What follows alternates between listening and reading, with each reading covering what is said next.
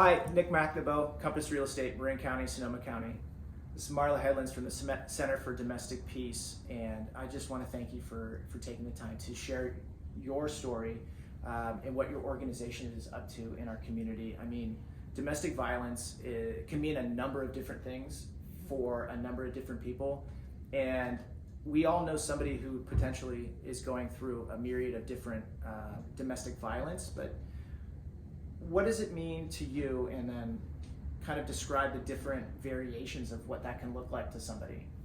Sure, yeah, domestic violence is really, the way we look at it is it's an issue of power and control, where one person is trying to dominate and control their partner. It's an issue of superiority and inferiority, making the other person not feel good so you feel better.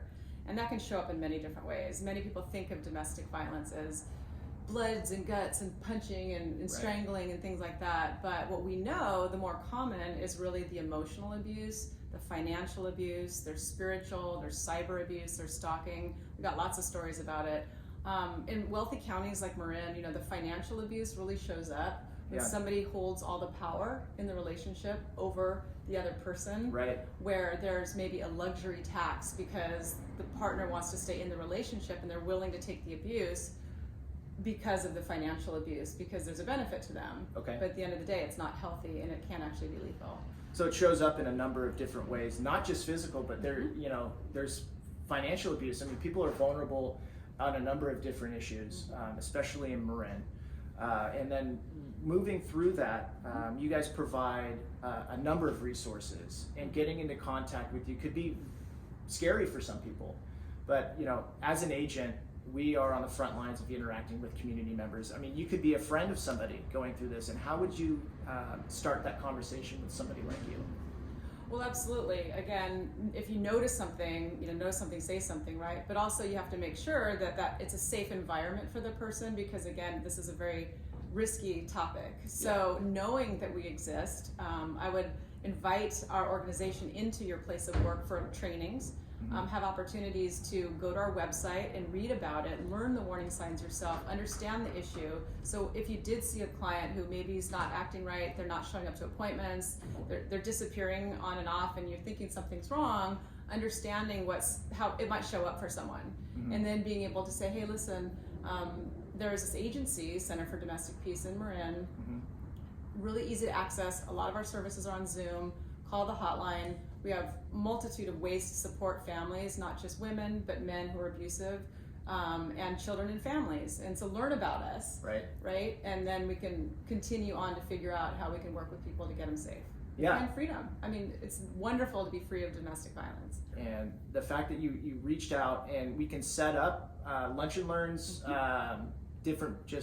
you come to a small business, and educate people on how to, identify early warning signs, and then different solutions, because each solution is different. Totally. It could just be leaving, when you can do the welcome packet as a real estate agent, it could be just leaving our brochure in the welcome packet. It could be as simple as that. It could actually save someone's life. So it's knowing the little things that we can do to help people through the process. It's starting the conversation, and starting a conversation about something as potentially scary as domestic violence. And your organization is really pushing towards starting that conversation with as many people as possible. Big time. And it's easy to do. Yeah, it is. I mean, there aren't many agencies that can say we're saving lives. Like, we know, because the homicide rates are down, because we're saving lives, because we work with the police for them to understand domestic violence. So it's this huge curriculum that we have around support services and helping people find safety. I love it. Well, thank you so much. Reach out to Marla, reach out to her team. You guys can set up a meeting. She can come in and train an entire staff of people on how to address this, how to handle it in a safe, easy way that is really a valuable piece of our community. It's good for the whole community, right? Yeah. And everybody's safe. Absolutely. Yeah. Well, look into Center for Domestic Peace, centerfordomesticpeace.org. Yeah. Reach out to Marla directly. Her team is here, and it's been a pleasure to have you with us today. Well, thank you for the opportunity, and I hope to hear from you.